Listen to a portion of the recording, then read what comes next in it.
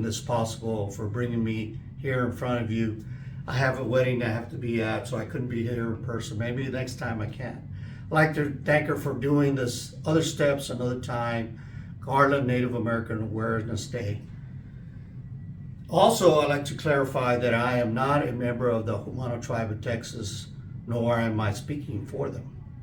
But, however, I do want to clarify that I did go to Rome in 2019 representing one of the many who were there, the Humano Tribe of Texas. That being said, let's talk about why I am talking about the Lady in Blue since it's Native American Awareness Day. In order to find out why I'm speaking about the Lady in Blue, I have to explain a little bit about her and where she's from. So she was born in 1602 and passed away in 1665. She was famous for bilocation. What is it? Bilocation. Sometimes referred to as multi-location. She was here physically in Spain and would send her spirits, kind of like what I'm doing to you, but without the technology that we have today.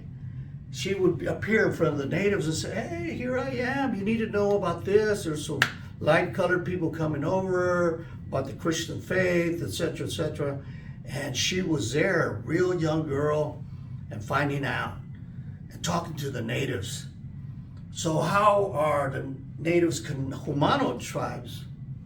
So when she was bilocation going over there, she appeared to the Humano tribes, or rather other tribes as well, from Colorado to Arkansas, as Chief Davis told me, all the way down to Mexico, where I had gone and visited other sites and shrines for the Lady in Blue. But when the first Spanish were going up and decided to build a mission in Islata, there near El Paso, they were building, and here comes all these natives doing the sign of cross, asking to get baptized and carrying a cross. They're going, how do you know about all this stuff? We just got here. And they go, well, the Lady in Blue told us she's a young nun, and so they tried going back and forth. Finally, they tracked her down, and she became friends with King Philip IV.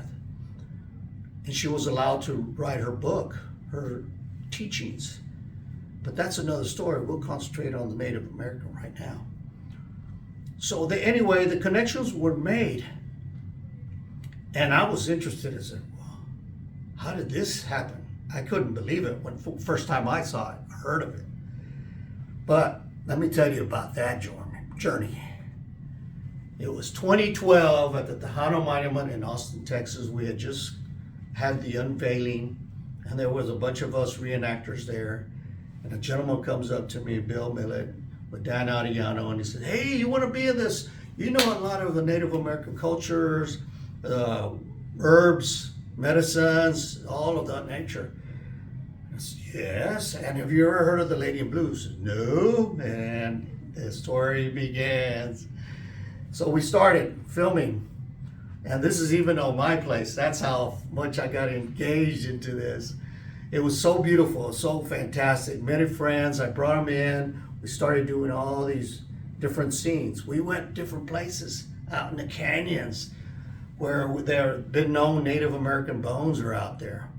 So we kept going and going. We go out in Mexico, way out in the desert, and there are other areas, and we're just meeting other friends. Then came a conference. I'm speaking of the Lady in Blue in 2015. And I was sort of like, whoa. So I found out more about her and how it ties in with the Native American. Made many friends. Some of the people even came in. These were some of the main players. That's myself with Bill Millett, who was doing the filming. Senator Ramon, who was part of the Ramon Entrada. And then Professor Ricardo Danel and the infamous Dr. Felix Amaras Jr., who was instrumental in bringing the world's hemisphere here to San Antonio on the 250th in 1968. So I have a lot to thank her. He became my mentor. We ended up having the first Native American ceremony here in front of City Hall. I ended up doing a prayer for the lady in blue, and you can see us there lined up.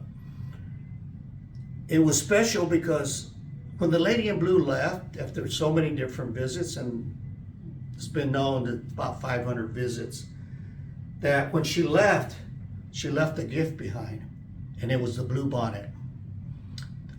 I've been told there's a 6-foot tall blue bonnet down along the river somewhere in West Texas. While they were here, yes, we even visited the Alamo. It was fantastic. We felt like brothers and sisters. Then, that's from 2012, 13, 14, now 2015, we're doing a trip. We're continuing the same documentary, yes, 3 years in making, but more afterward. But this is in front of Sor Maria's house, her actual house she was born in, and it became a convict, and then after that it became too small. And they built another one, a larger one, in Agreda, Soria, Spain, which is down the road from her house. This is us on our first trip, or my first trip to Spain, I should say, there at the town square with the mayor and all the other people, friends. Here I am with the mayor writing my inscription, my note to them in history and their history book of all their visitors that come in. So I was privileged to do that. This is all of us together at the end of the little conference that we had together. But I took this picture with the mayor, Jesus Manuel Alonso Jimenez, and he's still mayor, I believe.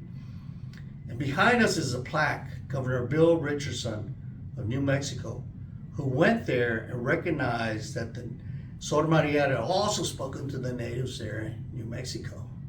Like I said, from Colorado to Arkansas, out in that area, to the Cairo Indians, down in Mexico, she was seen in all those areas. And while we were there in Spain, we actually did some filming, and also we're on national TV. This is one of the talk shows there. So as you can see, it affected me than just going and standing in front of a film and talking. We got on national TV, did some talks. This is at the convento where they have her body. That's her encased in tomb, Sor Maria Jesus. And as you can see, her skin is still white, nice and fleshy. I didn't touch it. It's encased in glass for protection. We also went to Sevilla, Spain, where they have the history. There they have all the history from Cortés and all the notes they took to Columbus, his notes. They have them in case, and we went inside there, books and books and books, all in Spanish. We did a ceremony that night, presentation. We went to different places. There's a statue of her there. So it's not just in that little town of Agreda. Soria, all over the state of Spain, all over the country of Spain, I should say. She's holding a feather.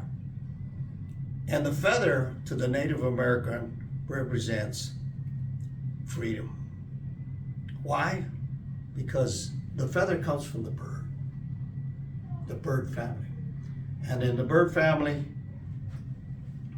it's the only animal, creature on earth that can walk on land, get on the water, get into the water, and fly to the bluest of the sky. In other words, no boundaries. And that's why we have to be no boundaries. Our mind is endless. It can go on and on and on. So then 2016, and I was starting to travel. And this is what Sor Maria, how it affected me. Went down to Mexico, way out there, the agave plants. Went to Casas Grandes, huge mansions. And this is another group of historians that I met down there and talked to them and got to meet them. It was fantastic. And they're here, their stories. Went to some grand ranches down in Mexico where the buffalo roam. Yes, it was fantastic. Janos, Chihuahua, Mexico. So this is where we're at. This place is sacred. This is where a young man lost his mother, his wife, and 3 children that were butchered, killed. He was a Native American, and the killers were the Mexican army, the 1800s. And when they came, a Native American scalp, a child scalp was $25. A woman, 50 pesos. And a warrior, 100 pesos. And they killed him. And he went crazy. But he came back and he became the man, as you know, as Geronimo. So we went to Paquime. This is a drawing that they did. You see the cross with the circles? So that is actually a sacred site. I did the Native American prayer there, and it rained in the Chihuahuan Desert that same day. Paquime was, this is the site, this is where the Antiquities Law of 1903 was developed. More traveling, 2017, I was doing Native American ceremonies. I started doing them at the Alamo. I started doing them different places. Fantastic. Going down to Mexico, we went to the mountains. We were doing prayers in the mountains. In the mountains of Guadalajara, the mountains of Saltillo, the mountains up in the Yucatan, the mountains up in Oaxaca or down in Oaxaca. All these places traveling. That's how she affected me without me even knowing. Wow, why?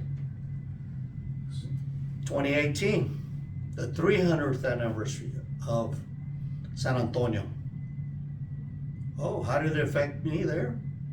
I did 5 different plays with 5 different groups in the tricentennial year. Did many more events. We were there in San Jose. And it, you know, these missions are timeless because it seems like time has not moved since you were born, right? So the time is just irrelevant. And you look at that. 2019 now, well, the big event was going to Rome and to Spain. So this is us at the state capitol where Miss Tilly set up all that we're going to do down there. We went to Rome. There I met some other people and we got to know each other. I got invited to other sacred places around the world. So then we visited the Pope and it was still the same. Old ancient structures, the Pope. I finally got a selfie with him. Then we went to Soria, Spain, Agreda. And there we had the 400th anniversary of Sor Maria's death date. 400th. And I asked a nun the third time I went, I asked her, hey, when's the next one?